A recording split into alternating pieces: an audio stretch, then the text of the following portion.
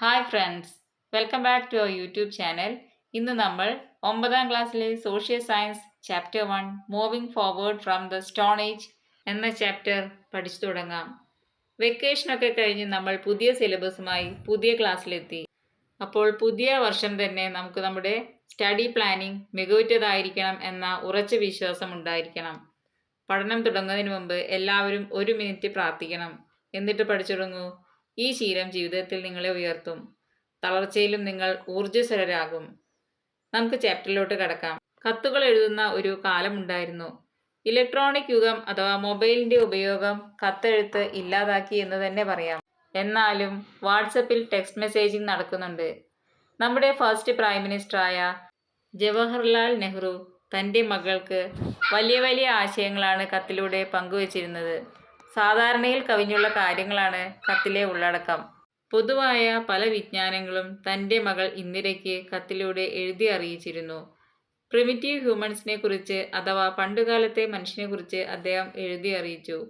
ലണ്ടനിലെയും ജനീവയിലെയും മ്യൂസിയത്തിൽ പല stone വെപ്പൺസിൻ്റെയും collection ഉണ്ട് എന്ന് അദ്ദേഹത്തിൻ്റെ കത്തിലൂടെ നമ്മളും മനസ്സിലാക്കി. സ്റ്റോൺ ഏജിനെ കുറിച്ച് പഠിച്ചത് ഓർമ്മയില്ലേ? ആദ്യം മുതൽ നമുക്ക് പഠിച്ചു തുടങ്ങാം. കല്ലുകൾ കൊണ്ടുള്ള പല ആയുധങ്ങളും മനുഷ്യൻ ഉപയോഗിച്ചിരുന്നത് എന്തിനായിരുന്നു? വേട്ടയാടാനും മൃഗങ്ങളിൽ നിന്ന് സംരക്ഷണത്തിനും മനുഷ്യൻ സ്റ്റോൺ ടൂൾസ് ഉപയോഗിച്ചു. കല്ലുകൾ കൊണ്ട് ആയുധങ്ങൾ ഉണ്ടാക്കി. പിന്നീട് മെറ്റൽ കൊണ്ടുള്ള ആയുധങ്ങൾ ഉണ്ടാക്കാൻ തുടങ്ങി. For making tools man used materials. On the basis of that material, archaeologists divide human history into different stages. Tools ഉണ്ടാക്കുവാൻ ഉപയോഗിച്ച മെറ്റീരിയലിൻ്റെ അടിസ്ഥാനത്തിൽ ഹ്യൂമൻ ഹിസ്റ്ററിയെ പലതായി തിരിക്കാം. സ്റ്റോൺ ഏജിനെ 3ആയി തിരിക്കാം: Palaeolithic age, mesolithic age, Neolithic age. ഈ 3 കാലഘട്ടത്തിലും മനുഷ്യൻ കല്ലുകൾ കൊണ്ടുള്ള ആയുധങ്ങളാണ് ഉപയോഗിച്ചിരുന്നത്. പാലിയോളിത്തിക് ഏജിൽ മനുഷ്യൻ കല്ലുകൾ കൊണ്ടുള്ള ആയുധങ്ങൾ മൂർച്ചപ്പെടുത്താത്ത കല്ലുകളുടെ ആയുധങ്ങളാണ് ഉപയോഗിച്ചിരുന്നത്. എന്നാൽ മെസോളിത്തിക് ഏജ് ഒരു ട്രാൻസിഷൻ പീരീഡാണ്. പാലിയോളിത്തിക് ഏജിൽ നിന്ന് നിയോളിത്തിക് ഏജിലേക്കുള്ള ഒരു ട്രാൻസിഷൻ പീരീഡാണ് മെസോളിത്തിക് ഏജ്. എന്നാൽ റാഡിക്കൽ ചേഞ്ചസ്, മനുഷ്യ ജീവിതത്തിൽ റാഡിക്കൽ ചേഞ്ചസ് സംഭവിച്ചിട്ടുള്ള ഏജാണ് നിയോളിത്തിക് ഏജ്. ഇനി നമുക്ക് ഓരോ ഏജും എന്താണെന്ന് പഠിക്കാം. 2 ഗ്രീക്ക് വാക്കുകൾ ചേർന്ന് ഉണ്ടായിട്ടുള്ള വാക്കാണ് palaeolithic. Palaeos and lithos. Palaeos means old, പഴയത്. Lithos stone. അങ്ങനെ 2 വാക്കുകൾ ചേർന്നിട്ടുള്ളതാണ് പാലിയോളിത്തിക് ഏജ്. ഈ കാലഘട്ടത്തിൽ മനുഷ്യൻ ഉപയോഗിച്ചിരുന്നത് റഫ് സ്റ്റോൺ ടൂൾസ് ആയിരുന്നു, അതായത് അൺപോളിഷ്ഡ് സ്റ്റോൺ ടൂൾസ് ആയിരുന്നു. ആർക്കിയോളജിസ്റ്റ് ചൂണ്ടിക്കാണിക്കുന്ന പ്രത്യേകത എന്തെന്നാൽ ഈ സ്റ്റോൺ ടൂൾസ് ഉപയോഗിക്കുന്ന സമയത്ത് തന്നെ 3 സ്റ്റേജസ് ഉണ്ടായിരുന്നു എന്നാണ്. 1 utilisation, 2 fashioning and standardisation. Utilisation എന്ന് പറഞ്ഞാൽ കല്ലുകൾ അതേ രീതിയിൽ ഷേപ്പ് മാറ്റാതെ ഉപയോഗിക്കുന്ന രീതി. 2nd സ്റ്റേജ് ഫാഷനിങ്, അതായത് ആവശ്യത്തിനനുസരിച്ച് കല്ലുകളുടെ ഷേപ്പ് മാറ്റിയിരുന്നു. അതായത് മൃഗങ്ങളെ വേട്ടയാടുന്ന ആവശ്യത്തിനനുസരിച്ച് കല്ലുകൾക്ക് രൂപമാറ്റം വരുത്തിയിരുന്നു. 3rd സ്റ്റേജാണ് സ്റ്റാൻഡർഡൈസേഷൻ, അതായത് ഓരോ പ്രത്യേക ആവശ്യത്തിനും സ്പെസിഫിക് ടൂൾസ് ഉണ്ടാക്കുന്ന രീതിയാണ് സ്റ്റാൻഡർഡൈസേഷൻ. അടുത്തത് core tools and plate tools.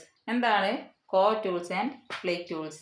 ഒരു കല്ല് പൊട്ടിച്ചു കഴിഞ്ഞാൽ അതിൽ വലിയ പീസസിനെ കോർ എന്നും ചെറിയ പീസസിനെ ഫ്ലേക്സ് എന്നും വിളിക്കുന്നു. കോർ സ്റ്റോൺസ് കൊണ്ടുണ്ടാക്കിയ ആയുധങ്ങളെ കോർ ടൂൾസ് എന്നും ഫ്ലേക്ക് സ്റ്റോൺസ് കൊണ്ടുണ്ടാക്കിയ ആയുധങ്ങളെ ഫ്ലേക്ക് ടൂൾസ് എന്നും വിളിക്കുന്നു. Towards the end of the palaeolithic period, human used tools made of bones in addition to stone tools. മറ്റ് സ്റ്റോൺ ടൂൾസിനെ കൂടാതെ തന്നെ മനുഷ്യരെ പാലിയോളിത്തിക് പീരീഡിൻ്റെ അവസാന കാലത്ത് ബോൺസ് കൊണ്ട്, എല്ലുകൾ കൊണ്ടും ആയുധങ്ങൾ ഉണ്ടാക്കിയിരുന്നു. നമുക്ക് മുമ്പുള്ള മനുഷ്യരും ആർട്ടിസ്റ്റിക് സ്കിൽ ഉള്ളവരായിരുന്നു എന്ന് സ്പെയിൻ, ഫ്രാൻസ്, റഷ്യ എന്നിവിടങ്ങളിലെ ഗുഹകളിലുള്ള ചിത്രങ്ങൾ വെളിപ്പെടുത്തുന്നു. തന്നിരിക്കുന്ന ചിത്രം നോക്കിയാൽ ഇത് മനസ്സിലാകും. ആചാരങ്ങളെയും വിശ്വാസങ്ങളെയും ബേസ് ചെയ്താണ് ചിത്രങ്ങൾ വരച്ചിരുന്നത്. അതിൽ പ്രധാനപ്പെട്ട ഒന്നാണ് സ്പെയിനിലെ ലാ ഗാർമ കേവിലെ ചിത്രങ്ങൾ. ഈ ചാപ്റ്റർ വളരെ സിമ്പിളാണ്, അതുകൊണ്ട് തന്നെ പഠിക്കുമ്പോൾ വളരെ അധികം മറന്നു പോകാനും ചാൻസ് ഉണ്ട്. അതുകൊണ്ട് പഠിക്കുന്ന സമയത്ത് ശ്രദ്ധിക്കേണ്ട കാര്യങ്ങൾ എന്താണെന്ന് വെച്ചാൽ അവരുപയോഗിച്ചിരിക്കുന്ന ടൂൾസ് ഏതൊക്കെയാണ്, ഈ എവിഡൻസ് എവിടെ നിന്നൊക്കെയാണ് ലഭിച്ചിട്ടുള്ളത്, ആ സ്ഥലങ്ങളുടെ പേരുകൾ പഠിക്കുക. അതുപോലെ അവരുടെ ജീവിത രീതി എങ്ങനെയായിരുന്നു, ആ കാര്യങ്ങളെല്ലാം ഒന്ന് ബൈഹാർട്ടാക്കിയാൽ എളുപ്പമായിരിക്കും. സ്റ്റോൺ ഏജിലെ സെക്കൻഡ് സ്റ്റേജാണ് അല്ലെങ്കിൽ സെക്കൻഡ് പീരീഡാണ് മെസോളിത്തിക് ഏജ്. പാലിയോളിത്തിക് ഏജിൽ നിന്ന് നിയോളിത്തിക് ഏജിലേക്കുള്ള ട്രാൻസിഷൻ പീരീഡാണ് മെസോളിത്തിക് ഏജ്. അതായത് മാറ്റത്തിൻ്റെ കാലഘട്ടമാണ്. മാറ്റത്തിൻ്റെ കാലഘട്ടമാണ് മെസോളിത്തിക് ഏജ്. മെസോളിത്തിക് ഏജിൽ മനുഷ്യർ ഉപയോഗിച്ചിരുന്ന ടൂൾസ് വളരെ ചെറുതായിരുന്നു, സ്മോൾ ടൂൾസ് ആയിരുന്നു. അവർ വളരെയധികം സ്മോളർ ടൂൾസാണ് അവർ ഉപയോഗിച്ചിരുന്നത്. അതായത് മൈക്രോലിത്സ്, അതിന് പറയുന്നത് മൈക്രോലിത്സ്, അതായത് സ്മോൾ ടൂൾസാണ് അവർ ഉപയോഗിച്ചിരുന്നത്. ഹ്യൂമൻ കമ്മ്യൂണിക്കേഷൻ ഇന്ത്യയിൽ തുടങ്ങിയത് മെസോളിത്തിക് പീരീഡിലാണ്. മധ്യപ്രദേശിലെ ഭിംബെട്ക, ലഗ്ജാവോർ, കദോട്ടിയ എന്നിവിടങ്ങളിലെ ഗുഹകളിൽ നിന്നും മെസോളിത്തിക് പീരീഡിലെ മനുഷ്യജീവിതത്തെക്കുറിച്ച് നമുക്ക് മനസ്സിലാക്കാൻ സാധിക്കും. അവരുടെ means of livelihood hunting, gathering, fishing ആയിരുന്നു. അതുപോലെ മൃഗങ്ങളെ അവർ വളർത്തിയിരുന്നു എന്നതിനുമുള്ള സൂചനകൾ അവിടെ നിന്ന് നമുക്ക് കിട്ടിയിട്ടുണ്ട്. Division of labour based on gender is another characteristics of Mesolithic period. Mesolithic പീരീഡിലെ മറ്റൊരു സവിശേഷതയാണ് division of labour based on gender. സ്ത്രീകൾക്കും പുരുഷന്മാർക്കും പ്രത്യേകം ജോലി ഉണ്ടായിരുന്നു.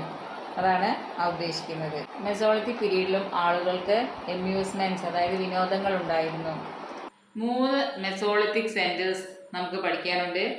സ്റ്റാർകാർ in England, Fahien cave in Sri Lanka and Sarai Nahar Rai in India.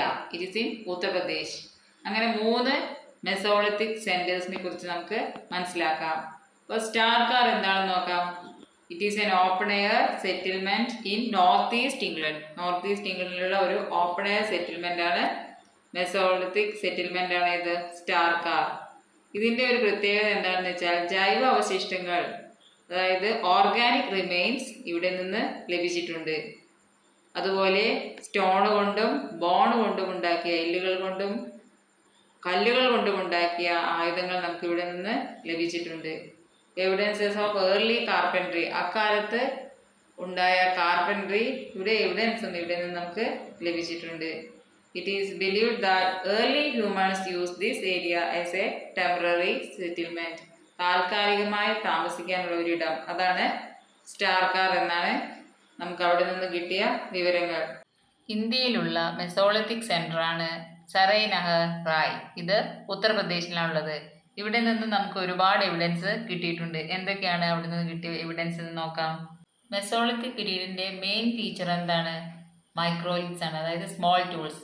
അത് ഇവിടെ നിന്ന് കിട്ടിയിട്ടുണ്ട്. അതുപോലെ tool human bones, then bows and arrows, then seeds, animal hide, ഈ വക കാര്യങ്ങളെല്ലാം ഇവിടെ നിന്ന് നമുക്ക് ലഭിച്ചിട്ടുണ്ട്. അതിൽ നിന്ന് നമുക്ക് അക്കാലത്തെ മനുഷ്യരുടെ ഉയരവും, അതുപോലെ അക്കാലത്തെ മനുഷ്യർ സീഡ്സ് കളക്ട് ചെയ്യുകയും സ്റ്റോർ ചെയ്യുകയും ചെയ്തിരുന്നു എന്നും മനസ്സിലാക്കാൻ പറ്റും.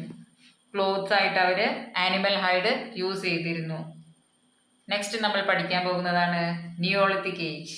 ഹ്യൂമൻ ലൈഫിൽ ഉണ്ടായിട്ടുള്ള ഒരു റാഡിക്കൽ ചേഞ്ച് ആണ് നിയോളിത്തിക് ഏജ്. അതായത് വലിയ മാറ്റം തന്നെയാണ് നിയോളിത്തിക് ഏജിൽ ഉണ്ടായിട്ടുള്ളത്. നിയോളിത്തിക് എന്ന വാക്കിന്റെ അർത്ഥം തന്നെ എന്താണ്? New stone age.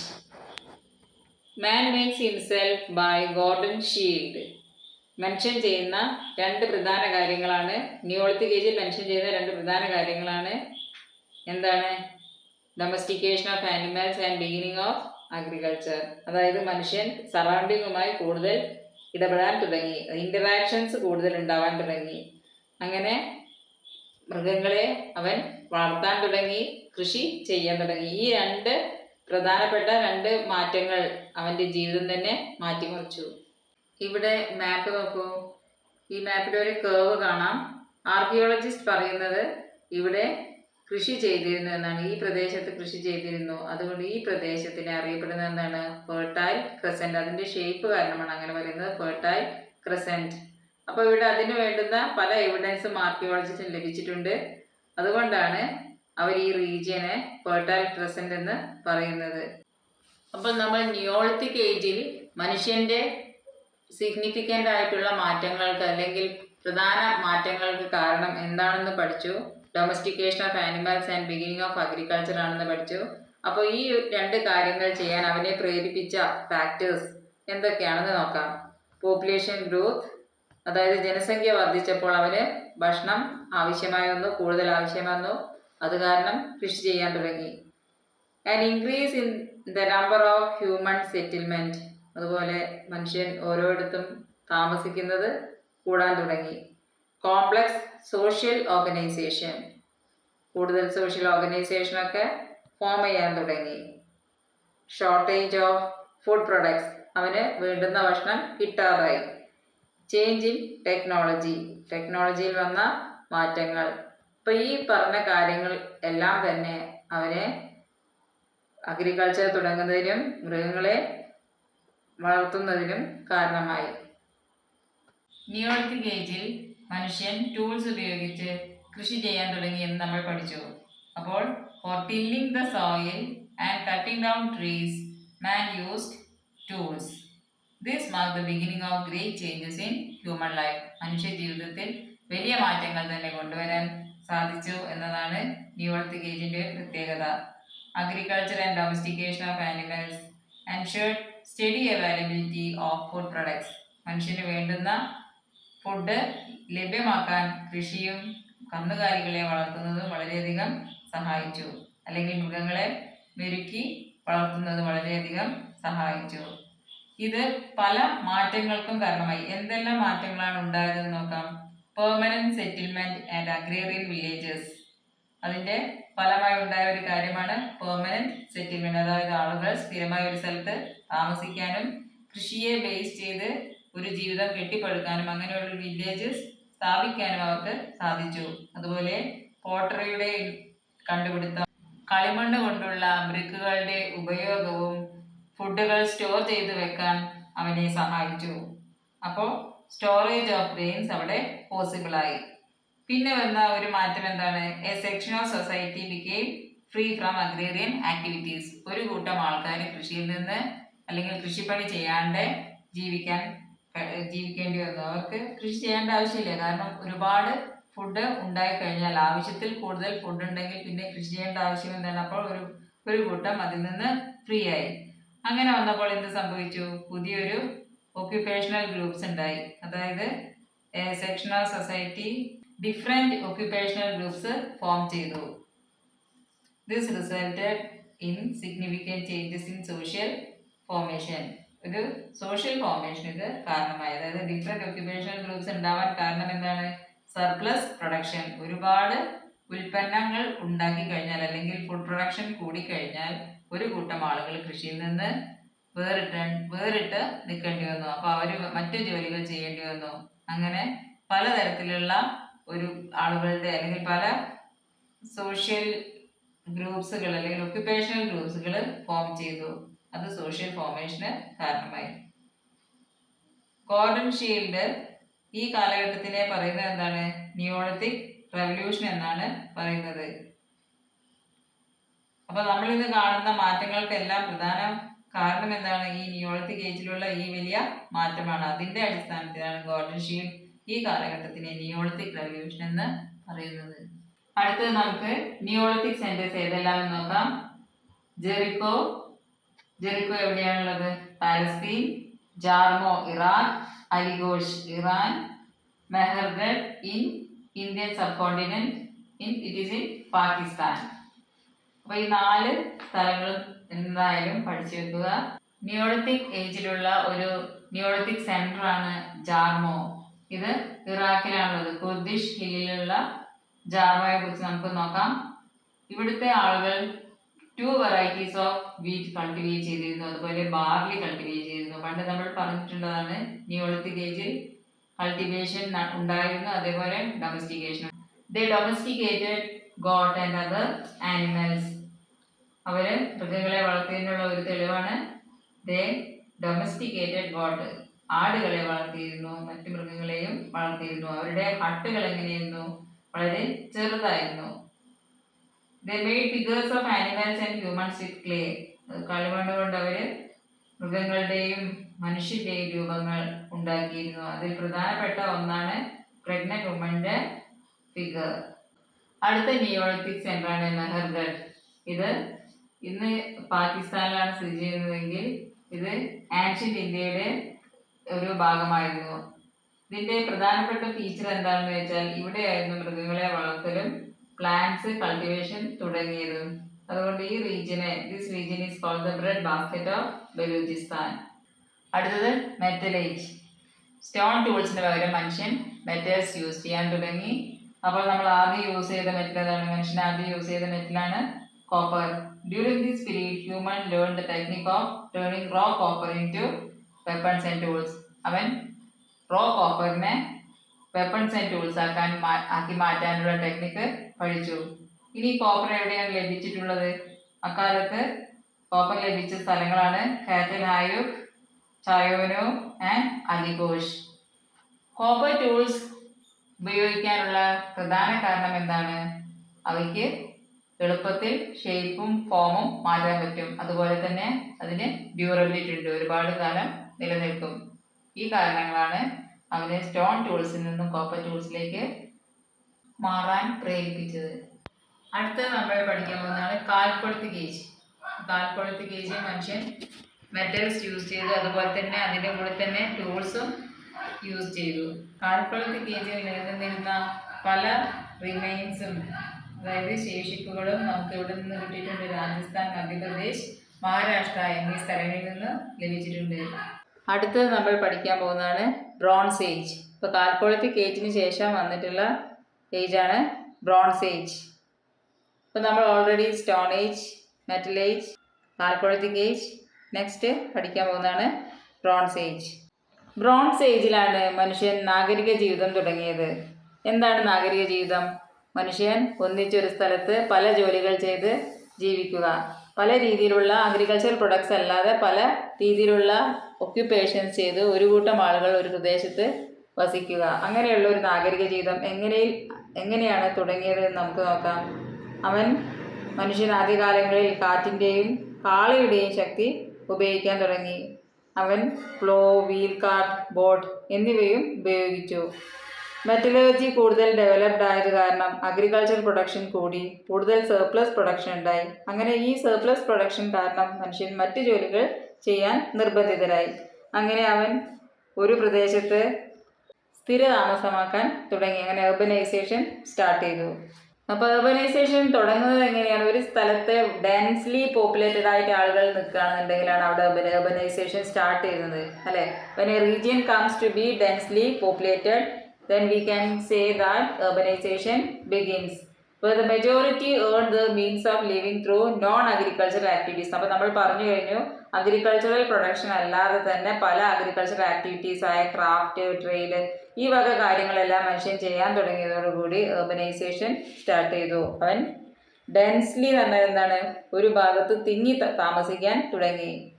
Wide streets, public buildings, better facilities, BC life and entertainment are the hallmark of such an urban life. അപ്പം അങ്ങനെ തിങ്ങി താമസിച്ച് കഴിഞ്ഞിട്ടുണ്ടെങ്കിൽ അവിടെ എന്തൊക്കെ വരും? സ്ട്രീറ്റ് ഉണ്ടാവും, പബ്ലിക് ബിൽഡിങ്സ് ഉണ്ടാവും, ഫെസിലിറ്റീസ് ഉണ്ടാവും. ഈ വക കാര്യങ്ങളെല്ലാം ഈ ഒരു ഹോൾമാർക്ക്, ഒരു അർബൻ ലൈഫിൽ കാണുന്ന എല്ലാ ഹോൾമാർക്കും പിന്നീട് പ്രത്യക്ഷപ്പെടാൻ തുടങ്ങി.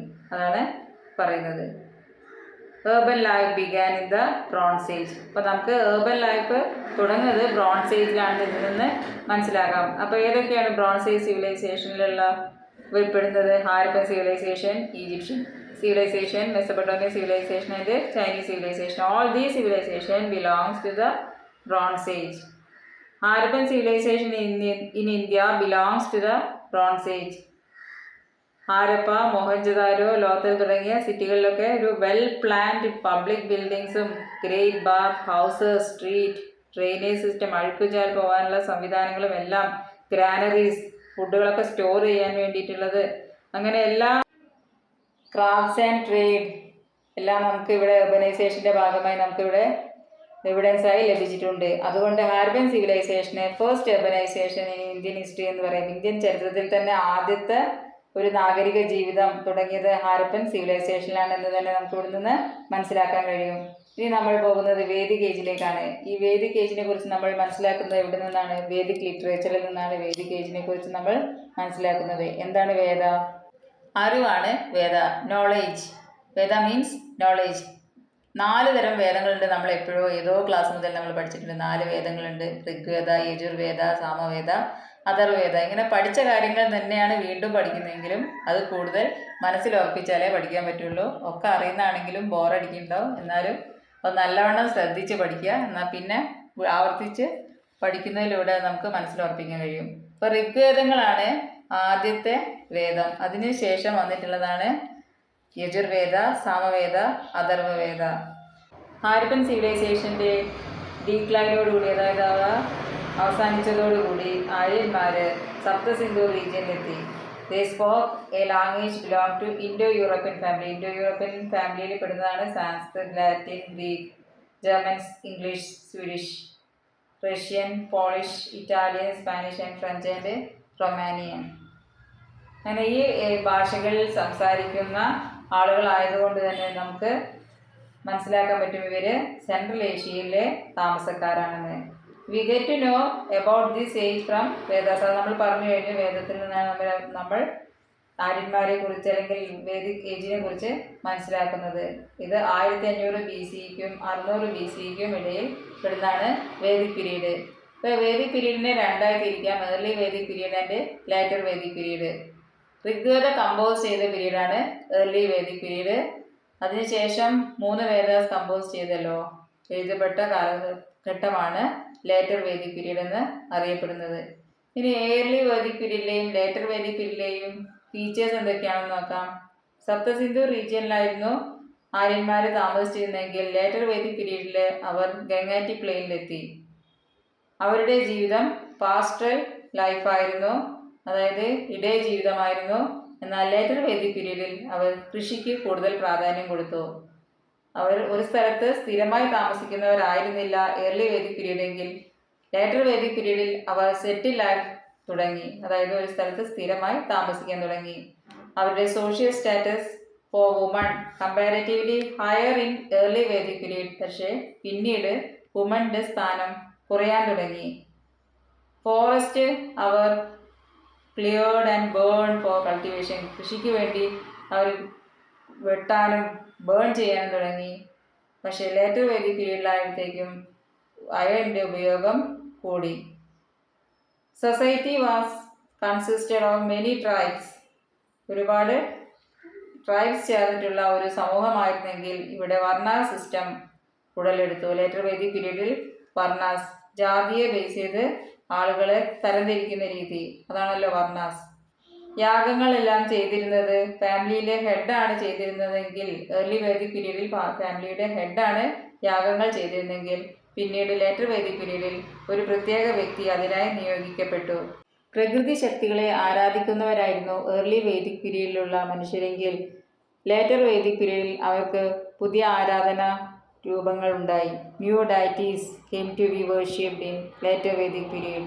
അതുപോലെ പലതരത്തിലുള്ള ക്രാഫ്റ്റുകളുടെ തുടക്കവും ഉണ്ടായി. Beginning of various crafts in later Vedic period. അപ്പോൾ നമ്മൾ ഹിസ്റ്ററി പഠിക്കുന്നതിലൂടെ നമുക്കുള്ള നേട്ടം എന്താണ്? എങ്ങനെയാണ് നമ്മൾ ഇന്നത്തെ രീതിയിലേക്ക് മനുഷ്യജീവിതം എത്തിപ്പെട്ടു എന്നത് നമുക്ക് മനസ്സിലാക്കാൻ ഹിസ്റ്ററി പഠിക്കുന്നതിലൂടെ സാധിക്കും. അപ്പോൾ നമ്മൾ തിരിഞ്ഞു നോക്കുമ്പോൾ നമുക്ക് തന്നെ വളരെയധികം അതിശയകരമായ കാര്യം തോന്നും. സ്റ്റോൺ ഉപയോഗിച്ച മനുഷ്യനാണോ ഇന്ന് ഈ രീതിയിലുള്ള ഒരു ജീവിതത്തിലേക്ക് എത്തിപ്പെട്ടത് എന്ന് വളരെ അതിശയം തോന്നുന്ന ഒരു കാര്യം തന്നെയാണെന്ന് നമുക്ക് മനസ്സിലാക്കാം. അപ്പോൾ ഒന്ന് പഠിക്കുമ്പോൾ ഒന്ന് ചിന്തിച്ച് നോക്കൂ. നിങ്ങളുടെ ജീവിതം ഇന്നത്തെ രീതിയിലേക്ക് ആയത് എങ്ങനെയായിരിക്കും എന്ന് ചിന്തിച്ച് പഠിച്ചാൽ ഇത് വളരെ രസകരമായി നമുക്ക് പഠിക്കാം. അപ്പോൾ നമുക്ക് അടുത്ത വീഡിയോയിൽ കാണാം.